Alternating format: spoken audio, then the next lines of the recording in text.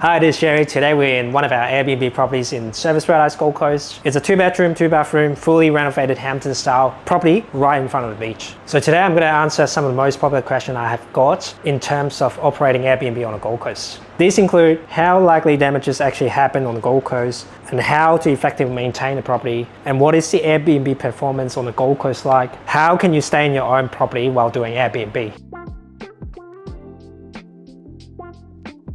So I spoke with a lot of owners and they're all very skeptical about running Airbnb, particularly on the Gold Coast. Okay, I get it, it's a holiday destination. So the impression is that people actually come here and party and will damage the property. And we've all seen news or videos of school kids tearing down plaster walls during schoolies. Don't get me wrong, it does happen on the Gold Coast, but for us, it's very rare. Those things only happen when the owner actually doesn't really care about who stays in their property. Airbnb is actually a very competitive but rewarding platform. The more effort you put into their property, the better quality of guests and the more return you're going to receive from the platform. So it's definitely not the traditional sit and forget approach compared to long-term rentals. Effort means the quality of offering, the renovation, the furniture, the marketing, the management, and etc. If you do those things well, the property will attract great guests. Airbnb also has a strong review system. You can choose to only host guests with positive reviews. Plus, Airbnb has their own insurance called Aircover. That covers any damages from guests, so there'll be minimal risk of damages.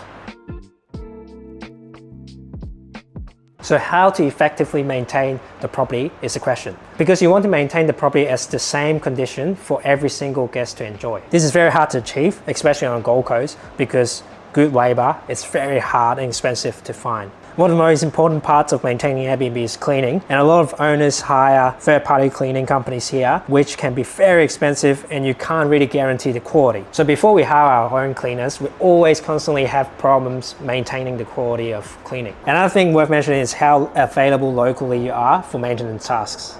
You'll face all sorts of problems hosting Airbnb, like lost keys, Wi-Fi is not working, aircon suddenly down. So at the end of the day, someone has to constantly go into the property to fix problems. And on the Gold Coast, you cannot expect tradespeople to come in the same week, let alone the same day. Airbnb also rewards you from how responsive you are answering messages. You'll show on a profile if you respond in less than an hour. And to be successful on Airbnb, you also need to write good description, renew the listing regularly, and adjust your price frequently to match local demand. Yes, everyone can list an Airbnb, but it takes a lot of effort to become successful, particularly on the Gold Coast, where labor is very expensive. So I would recommend all the owners who are actually listing their first Airbnb property actually find a professional Airbnb manager like us to help them navigate these challenges.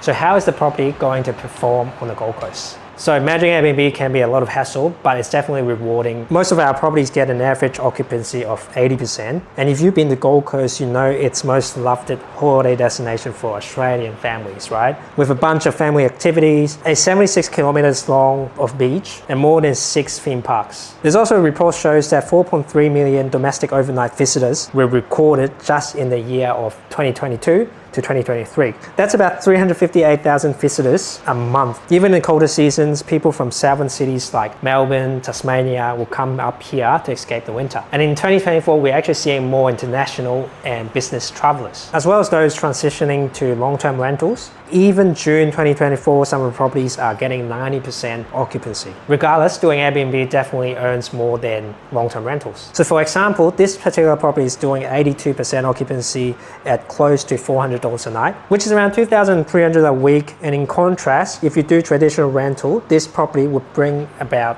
$1,200 a week.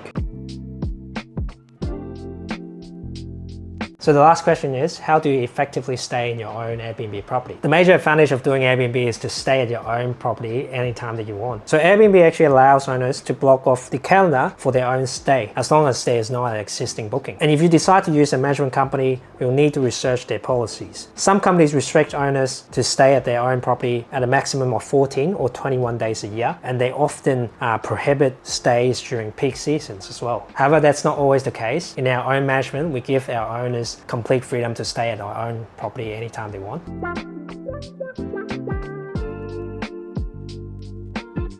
So that's it for today, and if you're looking for Airbnb managers in Brisbane or on the Gold Coast, you can drop us a message. If you want to learn more about tips operating Airbnb in Australia, you can subscribe to our channel or leave a comment on what you want to see in the next video. So I'll see you in the next video.